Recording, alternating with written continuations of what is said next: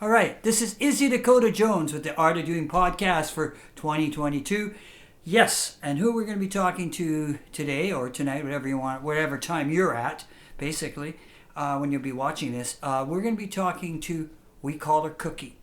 Cookie Star. Her real name is Ismat, but we call her Cookie Star.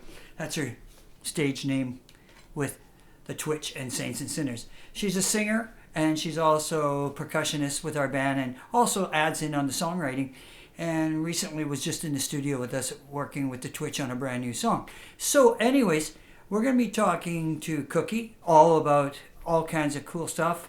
What's her favorite music? What influences her? She's also done some acting too. So we're going to talk to her about doing some acting in the Vancouver film scene here, Hollywood North, and we're going to be talking to her about that. So she's a pretty busy individual. So we'll be talking to Cookie Star in a moment. Hang in there. Izzy Dakota Jones with the Art of Doing podcast 2022. Hello. Hello, how you doing? I'm well. How are you? Not bad, not bad. What's new, Magoo? Oh, not much. I saw the video that was posted. Oh yeah, which one was that now? Hell on Wheels from the Roxy. Oh yeah. Yeah, I put that up. We're going to change a whole bunch of them over the holidays, so there'll be a few different ones, right? Oh, cool. Yeah, just to keep us up there since we couldn't do that streaming, right? Because we were in the studio, right? Yeah. Yeah, so it was kind of tough, you know. As you can see, by the time we got out of there, we would have been too late to run all the way down there too, right? Yeah. Yeah, Fair enough. It would have been too much for us. Way too much. So, anyways, let's do this. Let's do a little interview. I'll use it for my podcast. Are you already? I'm already ready to go. Oh. So everything that we just said was recorded? Yeah, but doesn't mean we'll use that.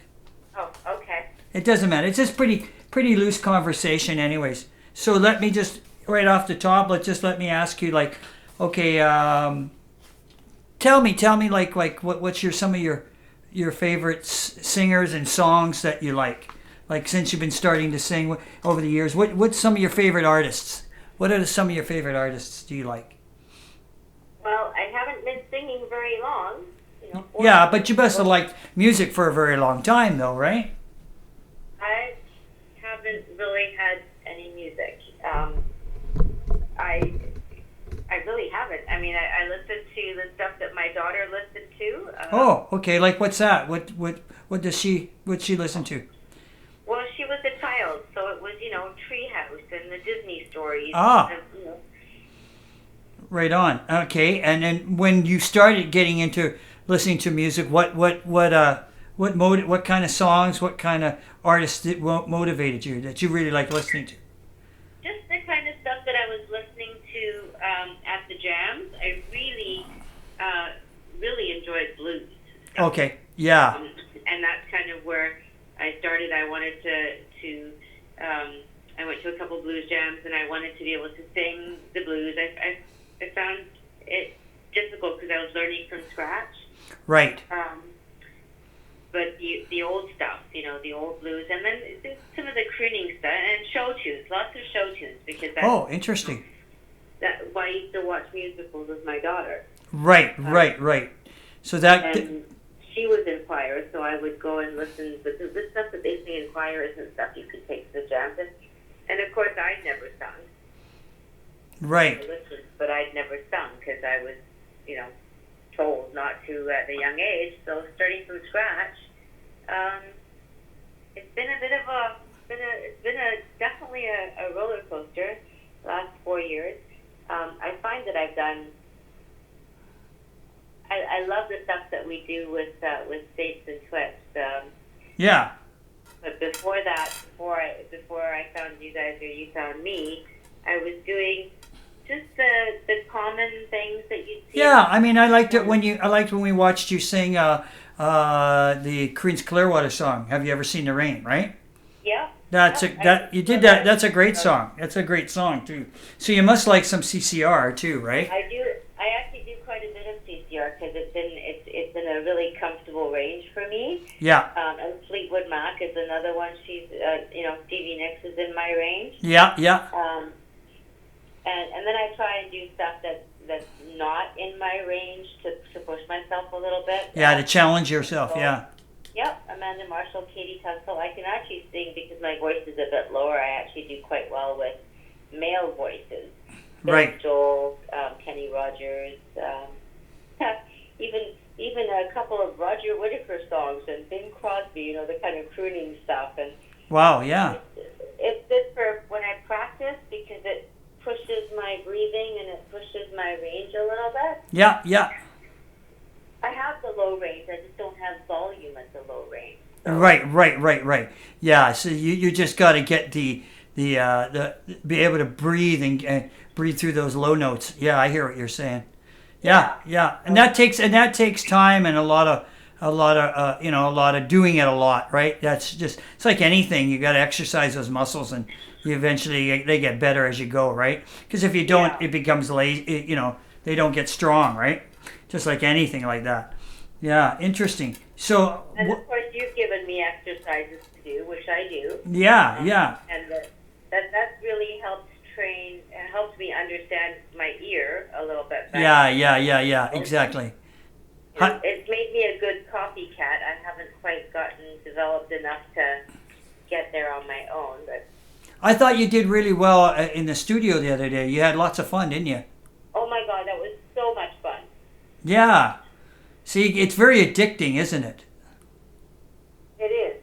We're going to go back and do that again now that, hopefully that, Bill is okay and the COVID stays down, As long as that does, we'll be back in there again, I'd love that. Yeah, that gets you really, that sort of tells you where you're at. You know what I mean? That really tells you what you need to improve on or your builds on your creativity and also gives you a lot of self-esteem because, you worked really hard. You did something that wasn't easy, right?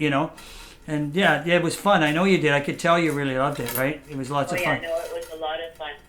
And it was surprising because I knew the song that we were working on, so I had practiced and worked on it, and I really had it in my head one way. Yeah. And then to go into the studio and find out that so many parts had been changed. Oh, I know, yeah. That took some fast adjusting on my part. And yeah. You're not the only one. Me too. He totally changed the melody and everything. And what happens is sometimes producers like that, sometimes they will. Like we might go next time to see Bill and he may not change hardly anything because he'll think the song is just fine. You know what I mean? He'll think, oh, everything's good. Everybody's parts are pretty damn good. I don't have to do much, right? I just have to tweak a little bit here and there. But sometimes he'll listen and he'll go, I think this could be a lot better, if we did this and did that, right? So he kind of, this time I guess we had a song that he wanted to develop more, right? So that's why we changed it. Like you said, when I went in there too, the next day after the first day I went in, he changed the melody, changed all the words. So it was just like, holy smoke! Now I've got to really work hard here, right? But it was a lot of fun. I didn't. Yeah. So that was my first time in a professional studio. It is, and that was good. Yeah, you had fun. You did good. So yeah, it's just like it is in the movies. It is, yes. And talking about movies, you've done some movies things like extra stuff and that, right? How many films have you done? Some of them have been like movie of the week ones. Okay. Some of them have been series. So a couple of series and 2 movies. I haven't since the last sort of movie shut down. Yeah. I haven't been back. I took myself off. I've had some other stuff on my plate. Yeah. You've had some things you had to do, yeah. Yeah, so I took myself off the roster for a little while, and that was a good decision because I think I wouldn't have been able to. I want to be able to be consistent. Yes. And it's important for them for continuity as well. So that's good because it's given me more time to practice and work on, learning the stuff that I want to learn. Good. That's good. For music. So. Yeah. So how many films have you done though? Like how many counting you think? 4. 4. You're good. Yeah, I'm not. I'm just background. Like I'm. Yeah, you're the extra person. You're doing the extra work. But there's, I mean, that's just important to film as anything, right? These days. Well, yeah, but it's not like anybody would see me. My look has changed, and I'm part of. I'm in the crowd. I'm not featured anywhere. Yeah, not yet. Yeah. You never know, though, right? Being an extra, you don't know. Like, all of a sudden, turn around next minute, hey, we want you to do this, and all of a sudden you get a bit part, right? That's how it works. That's how it works. Actually, my bike has been in more movies than I have. That's cool. It's been featured more than I have. Well, there you go. You're the co-star. Well, in the movie that it was, and I can't name the movie, but it wasn't even written by me. Right. It was, but they used it. It's very featured in a couple of scenes. Cool. But it's not written by me. So. No. They got a person that does that, all the stunt stuff and that, right? Usually. Yeah. So that's very cool. But you got to hang out, and then you also get to eat all that good food. They have lots of good food there in film. Yeah, and even that's a big thing. Some movies or some sets, they really go all out, and some are a bit more conservative. Right. Depends on the movie. It depends on the budget. It depends on whether or not this is a series. Depends on the time that you're shooting too, nighttime versus daytime. Yes, exactly. Different crews. So, and I've been on both sides. I've been on the PA side of it as well as, so I've been on both sides of the system. I've been on the production assistant side, and then I've. Oh yeah, that's right. You did that for a while, didn't you? Mhm. Did you like that? It was very busy, right? It was very busy. There's a lot of stuff that happens that people just I had no clue. I know. I remember you telling me like how hard when we were talking one night at a jam. I remember you told me you were doing it, and then you're telling me like, "Holy moly, what I get myself into?" Almost, right? Because it was a lot of work, right? I was, it was very interesting. So I'd like to talk a bit about that because I talked to Spike about that stuff in an interview last year. I went on behind the scenes too. So behind the scenes, name some of the stuff that you kind of stuff you had to do, just out of curiosity. Well, Spike would be doing very different stuff than I'm doing. Yeah, exactly. I was very entry level, and the variety is huge. Day to day, it depends on what you get. I mean, one day I might be sitting in one spot watching a generator. Wow. Okay, gotcha. 8 hours or 10 hours staring at a generator so it doesn't grow legs and walk away because the equipment is expensive. Yeah, And one of those days, there was somebody that it was outside a cemetery, or park cemetery, I think. There was somebody coming to cut the grass. Yes. And so you had to tell them to stop. Yeah. They would see the cables.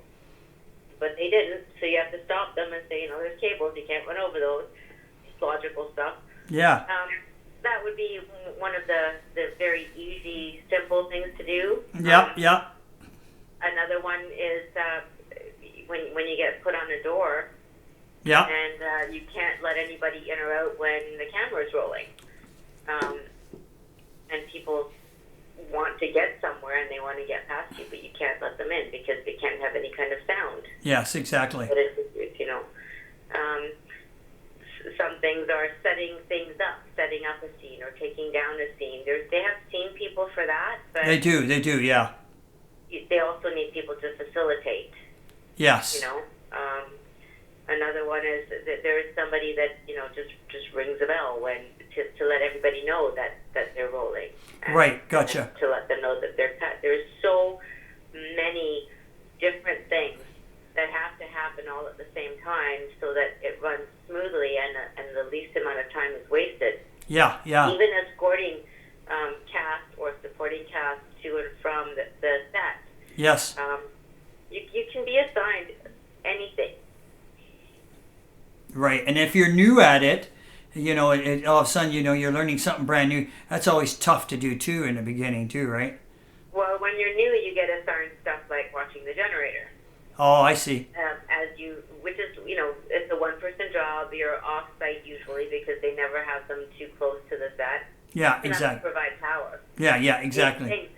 These generators are huge. They're the size of a vehicle. Yeah, exactly. They're humongous, right? So sometimes you're watching, you're at a crew park. There's so many different things. They really have a huge network of people working together to facilitate the movie coming together. And it's just so much that I had no idea was happening. Yeah.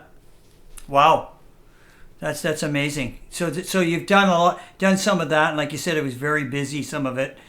That's interesting. So you've had, like you're saying, you've had both sides. You've been in front of the camera and behind the camera, basically, right? Yeah.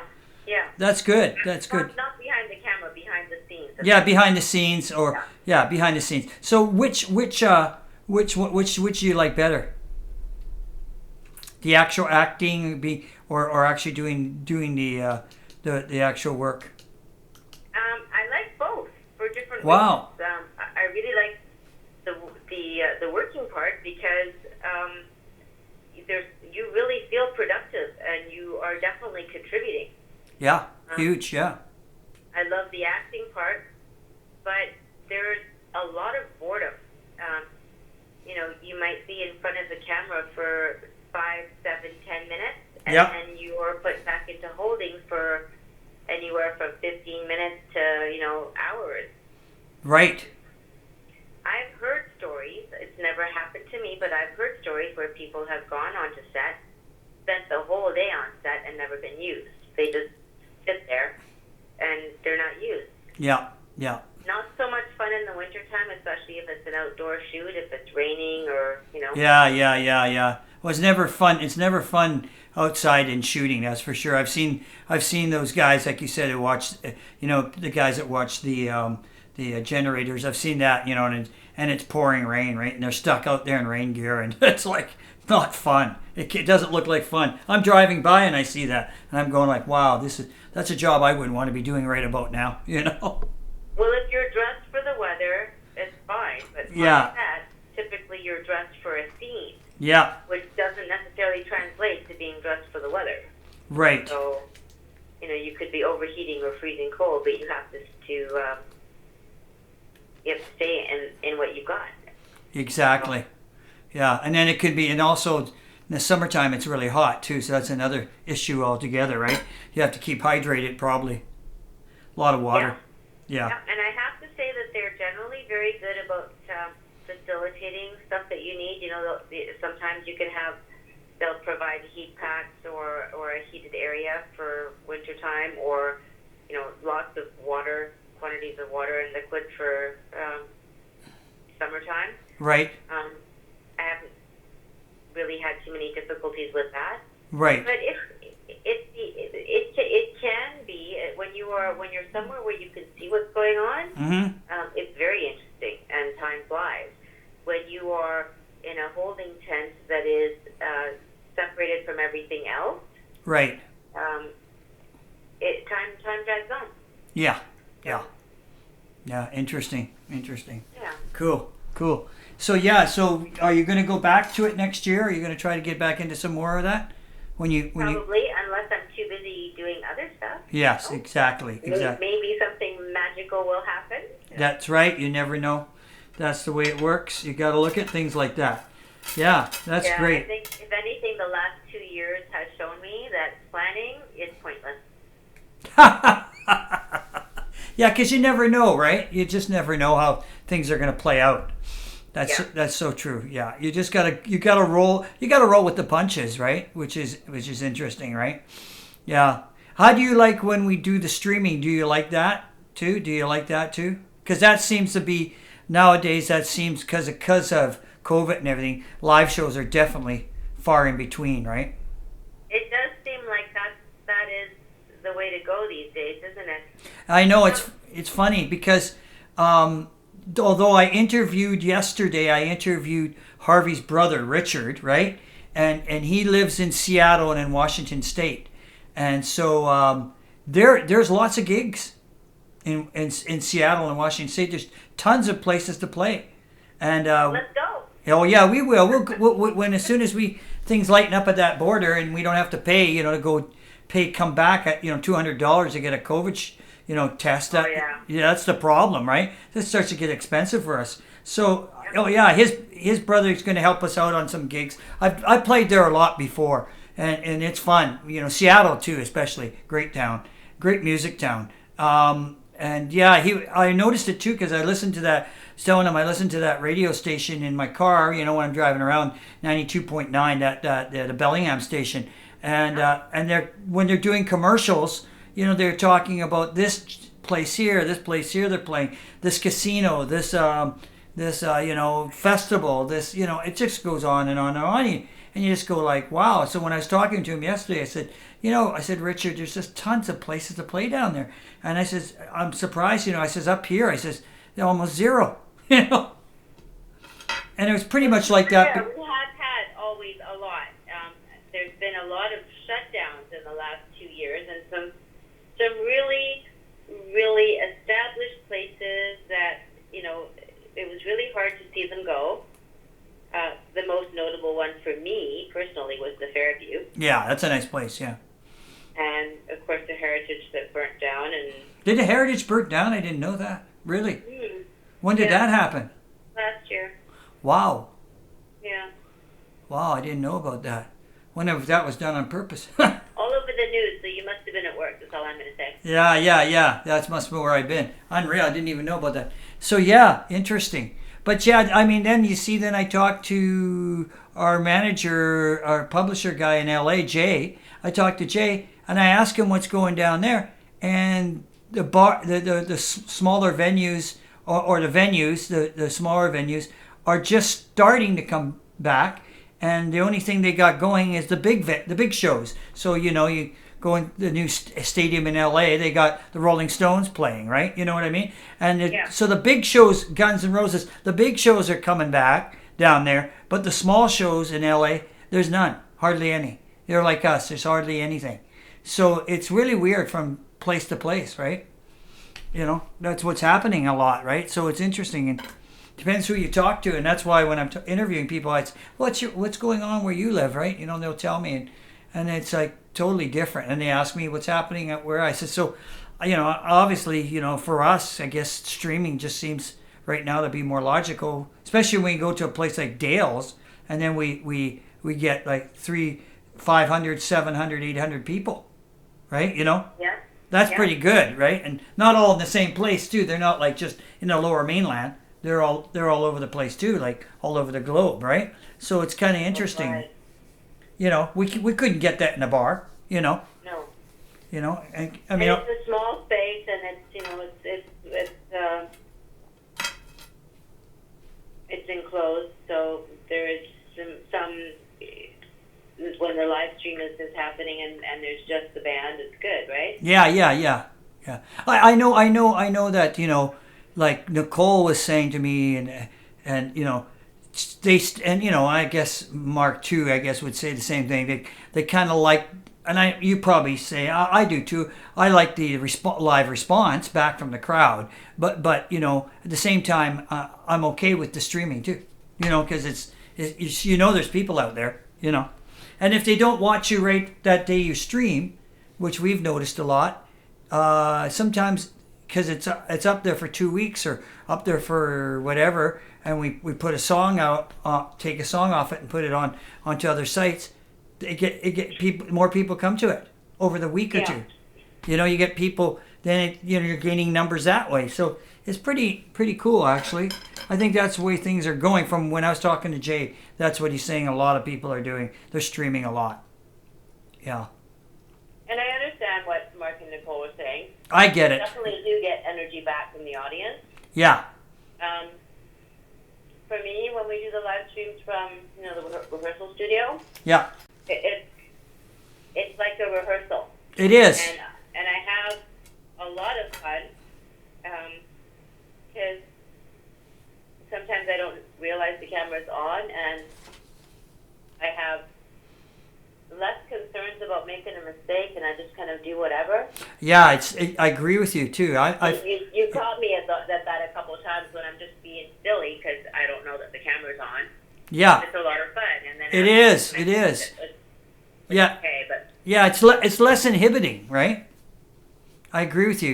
Yeah, I agree. It's an interesting way because there's nobody in the room but us. So except for they're on camera, but or on the phone. But yeah, you're right. There's been a few times when I haven't known it was on. Yeah, yeah. So it does change how I feel because I'm very comfortable with the band. Yeah. But still nervous about making mistakes. So yeah. Yeah, I understand. Everybody gets there. I mean, look at the big mistake I made the last one when I forgot. I blanked right out on Freak Frag. I forgot the whole melody. The whole melody I forgot. I didn't even know. And then I was just like, because I was so tired. I worked the day before, and I was just so tired. And then I just went, and I had a drink, and that was probably the worst thing I could have done is have a drink and then try to remember everything. I was just like, what happened?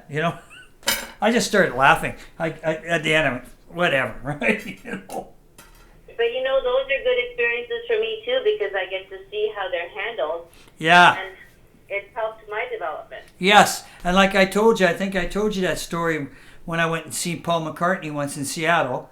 He played, and the first song they opened up with is "Band on the Run," and the crowd was singing the chorus, the first chorus in the song right away, like right off the bat. And you got like 80,000 people singing back to you. I guess it's pretty impressive. And he instead of just doing one chorus, he decided to do two choruses because there's only one chorus and they go back into the second verse. Well, he did two choruses and the band did the verse. So he sang the chorus over the verse. And the band got all confused.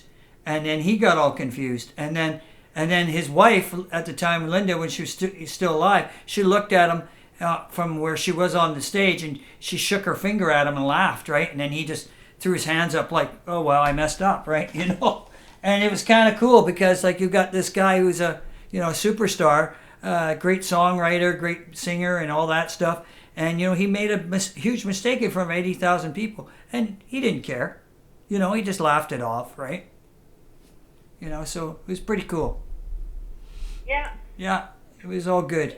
It's been really good learning. What about you? What do you prefer? Have you enjoyed the live stream? I do like it in a sense because what's cool about it is what I like about it is I don't know, like when we say we do Dales, I don't know how many people are actually out there, and I don't know who we're reaching. So it's kind of cool because you don't know who's checking in on you, and it's kind of interesting because like I talked to Richard yesterday, like I told you. And Richard's watched all our live streams with a couple of his bandmates from Seattle. And they like it, especially when we do the ones down at the Pandora's. They say it looks really good and it sounds great. They said the sound is incredible. And I said, yeah. I said, well, we don't mic our amps or anything. And we just only thing we got mic'd are the vocals and everything else is either running through amps or keyboards or running through the PA system. He says it sounds incredible. You can hear everything. So I was impressed with that too, right? They said, no, who does your live streaming? I says, well, we do it ourselves. It's just, the phone is good. The phone is a good quality, right? Yeah, and that's without a sound person doing any mixing. Can you imagine how much better it would be if there was mastered? Yeah, it would be. You're doing the sound as well as. Yeah, and we're not doing really too much of anything. We're just whether it's Charles or whether it's Ben on guitar and then the drums are not mic'd except for the vocal mic and Harvey's just going through the bass, Nicole's going through the PA. And you and I are just going through the PA. It's pretty simple, basic setup, but if it's coming out good, that's a good thing. I was happy about that. I wasn't sure about that. Dale's is a little wonky sometimes. Dale's is pretty good, but Ken can tell sometimes Dale's is a little wonky. Sometimes. Not all. There's a bit of a delay sometimes in the stream, right? In Dale's, is there? Yeah. Yeah, I heard that too, yeah. Yeah, there's a bit of, I can see that too when we're actually playing, right? I've learned not to look. Yes, I remember we talked about that, you and I. You said, I think there's a delay and it's throwing me off. And I said, yeah, I noticed that too. So I'm like you, I don't look at it. I'll gaze at it a bit, but I won't look at it for too long because you're right. If there's a delay, that'll screw you up. It'll throw the timing right off. Sure. Yeah, so I've learned so much. Yeah. Yeah, that's good. I'm looking forward to going back to Dale's anyways because I like it there too. It's nice there. It's fun, I enjoy that place just for the sake that we get to go up and play in front of a lot of people and on streaming live. And he's got a big following, right? He actually, I'm pretty impressed. He actually has a big following. A lot of people watch that show. Yeah, it's surprising. Yeah, he has a lot of people. I think he has over couple thousand people. I've heard he goes up to 3,000 people. So that's a lot of people. Wow. Yeah. Yeah. Yeah. So he does pretty good. I mean, we're averaging around 1,000. The most we've had is about 1,000 with both bands. So that's pretty good. A little bit over that sometimes. That's pretty good. Like I said to everybody in the band, you can't beat that because and I've noticed when we do those streaming shows, we do get more people showing up to the bar. I've noticed at the Princeton and at the Roxy so far, those live shows we've done, some of the people that come in have told me they've seen us online. So it does work. It does work. I'm surprised at how busy it's been. Like we packed the house the last time. Yeah. There was people outside. There was? I didn't even know that. Wow. Yeah. There was people watching from outside because they couldn't come in. So. Wow. That's amazing. That's wild. Well, that's good. We'll have to do that again. That's a good sign. It's the time we went on is good too. Second is really good. Second's a good spot. We'll have to work on trying to get that a few more times. With Nick who played with us, his band, they're really good. They don't care. Some bands are a little more fussy. They want to play with us. They're going to want like the first or the second, right? So that's the problem we have. We have to kind of find a few more bands or a few more artists that will either close or will open or they'll go second. You know what I mean? Bounce it around a little bit, right? Because second is the best spot. First, sometimes not everybody's there, but around 10 o'clock, 11 o'clock at night, there's more people in a bar. Yeah, it was good timing. Yeah. Yeah, that helps. And it wasn't late, and there was no major incidences. Everybody's equipment was working.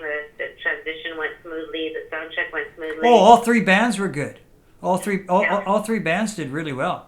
I was very surprised. Like everybody played well, so I was impressed with all three bands. It was a good night.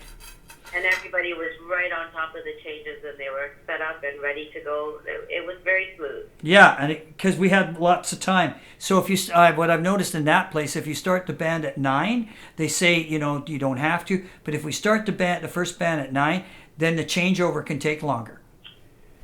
That's where we had a longer changeover time, which was good.